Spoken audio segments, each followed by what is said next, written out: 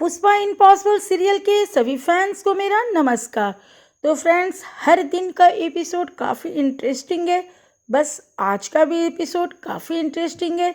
तो सबसे पहले सीन में आज ये दिखाया गया है कि पुष्पा अपने परिवार वालों के साथ बैठी हुई है, अपने बच्चों के साथ, और अपनी जो प्रॉब्लम्स हैं उसे डिस्कस कर रही है कि किस तरह से ये गोलू का केस निपटेगा, किस तरह से हमें लोन मिलेगा।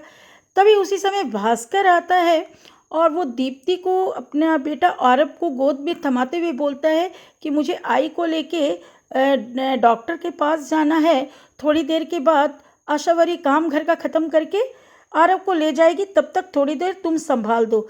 जब वो आरव को गोद लेती है तो उसे डॉक्टर की बात याद आती है कि डॉक्टर ने कहा है कि मुझे यूट्रस में ये कुछ ऐसी प्रॉब्लम है कि मैं माँ नहीं बन सकती हूँ।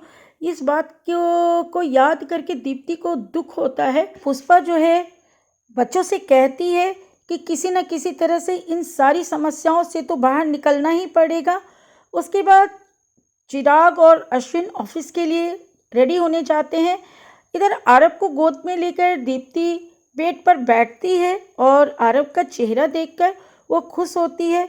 उसे बस अंदर ही अंदर इस बात की तकलीफ़ हो रही है कि वो माँ नहीं बन पाएगी, उसके माँ बनने में बहुत रिस्क है, और ये बातें वो किसी को कह भी नहीं पा रही है। लेकिन उसकी आंखों में जो आंसू है वो पुष्पा को दिखाई दे जाता है।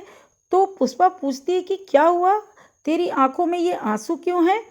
तो दीप्ति कहती है कि मेरी एक दोस्त है वैशाली, वो माँ नहीं बन पाएगी, ऐसा उसने मुझे बताया, तो मैं बस उसके बारे में ही सोचने लगी। तो इस पर पुष्पा उसे समझाती है कि हाँ, माँ बनना दुनिया का सबसे बड़ा सुख होता है। पहले बेटी, बहन, फिर पत्नी और माँ, बस यही तो ज़िंदगी है एक औरत की। समझ सकती हूँ कि माँ बनना कितनी बड़ी बात होती है, लेकिन आज की तारीख में अब ये बहुत बड़ी बात भी नहीं रह गई है दीप्ति। आजकल इतने सारे टेक्निकल चीज़ आ गई है, इतना ज़्यादा विज्ञान तरक्की कर चुका है कि माँ बनना भी अब आसान हो चुका है। बहुत सारी महिलाएं हैं जो माँ नहीं बन सकती हैं, लेकिन आज बन रही हैं। बहुत सारे वैज्ञानिक तकनीक आ चुका है। उसके बाद वो पुष्पा बोलती है कि फिर बहुत सारी महिलाएं तो ऐसी भी हैं कि माँ बनना ही नहीं चाहती हैं, क्योंकि वो जीवन में दूसरे क्षेत्रों में आगे बढ़ना चाहती हैं। तो और बहुत सारी ऐसी भी माएँ हैं जो बच्चे तो पैदा करती हैं लेकिन छोड़ देती हैं। इसलिए तू अपनी दोस्त वैशाली को लेके दुखी मत हो। तो उससे बोलना कि आज विज्ञान काफ़ी तरक्की कर चुका है, वो किसी न किसी दिन माँ बन ही जाएगी। और हाँ, तू कुछ देर आरव को संभाल, आशावारी आएगी तो उसे दे देना, फिर जो भी बचा हुआ काम है तू भी कर लेना। और दीप्ति को समझाकर बुझाकर पुष्पा जो है वो भी जुगल के साथ कन्हैया शुक्ला के ऑफिस निकलती है। अब इधर कन्हैया शुक्ला के ऑफिस जुगल और पुष्पा आते हैं। तो कन्हैया पूछता है अपने जो उसने ऑर्डर दिया उसके बारे में। तो वो दोनों कहते हैं कि अभी तक एडवांस पैसों का कोई इंतजाम नहीं हो पाया है। तो कन्हैया शुक्ला को वीरेंद्र सेतलवाड़ की सिखाई हुई सारी चाल, सारी बातें याद आती है। तो वो कहता है कन्हैया शुक्ला कि वो जो भी पूछेगा तो उस पर साफ साफ हर बात को सच सच बताना। तो बातचीत के दौरान कन्हैया शुक्ला इस बात को एक्सेप्ट करता है कि हाँ, सूरत में उसका डायमंड का बिजनेस है। और फिर पैसे के लेन देन, यानी कि जब इन लोगों का पैसा का इंतजाम नहीं हो पा रहा है, वो जैसे कि पुष्पा बताती है कि बहुत बड़ा ब्याज लग रहा है, ये वो बताता है, तो वो बोलता है कि मैं आप लोगों को बताना चाहता हूँ कि मैं साहूकार भी हूँ। अगर आपको पैसे का इंतजाम नहीं हो रहा है तो मैं आपको पैसे दे सकता हूँ, और बाज़ार में जहाँ आपको 15% पे मिलेगा, मैं 8% पे ही दूंगा। तो इस पर पुष्पा कहती है कि ठीक है, हम दोनों सोच के बताएंगे। अब इधर पुष्पा और जुगल बैठ के चाय पी रहे हैं और आपस में एक दूसरे से कहते हैं कि जहाँ बाज़ार में 15% पे लोन मिल रहा है, कर्ज मिल रहा है, वहाँ ये हमें 8% पे दे रहा है, और वो बदले में चाहता है कि हम कोई प्रॉपर्टी रखें।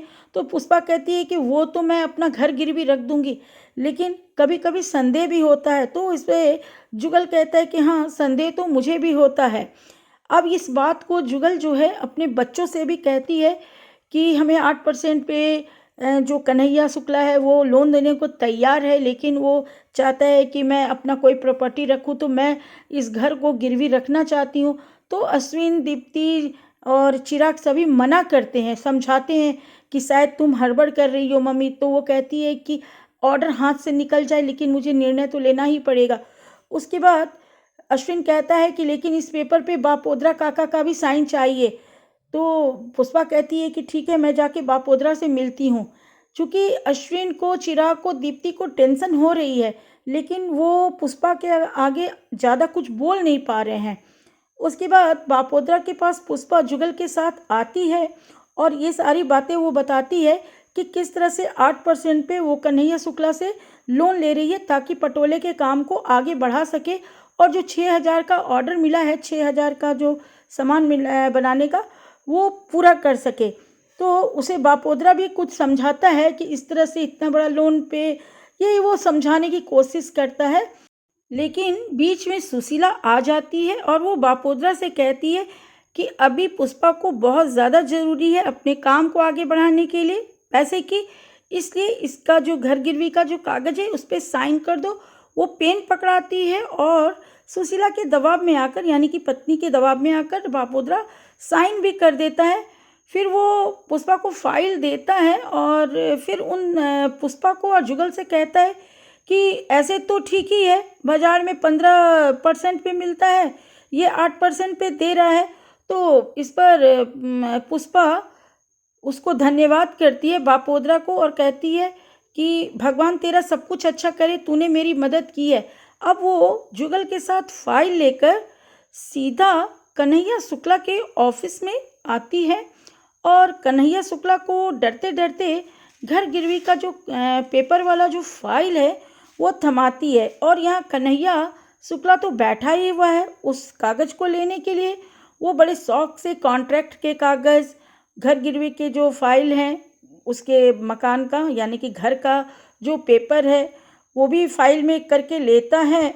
और उसके बाद पुष्पा जब ये फाइल दे रही होती है अपना घर गिरवी का, तो एक बार उसे अंदर में लगता है कि दूं या ना दूं, लेकिन इतना बड़ा ऑर्डर है तो पैसा तो चाहिए, तो वो दे देती है। उसके बाद एक ब्राउन लिफाफे में पैक करके 22.5 लाख रुपए वो पुष्पा को देता है। अब इधर गोलू और महेंद्र को दिखाया गया है, इमोशनल पल है।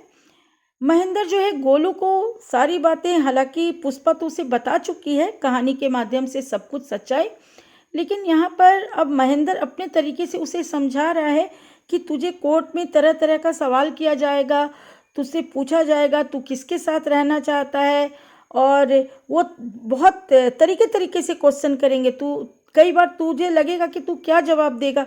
तो इस बात को लेके मैं बहुत डर रहा हूँ गोलू, कहीं तू मुझे छोड़ तो नहीं देगा। तो गोलू लिपट जाता है प्यार में, कहता है ऐसा कभी नहीं होगा।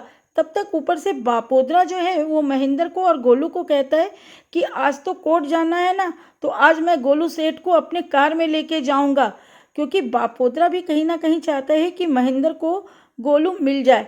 और महेंद्र कहता है कि ठीक है, मैं नीचे वेट कर रहा हूँ।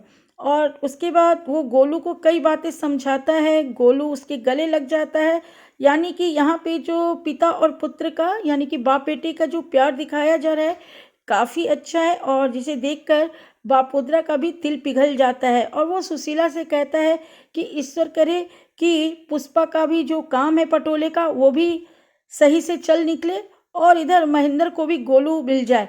नहीं तो ये दुनिया इतनी खराब है कि कभी कुछ अच्छी बातें तो मन में आती ही नहीं है।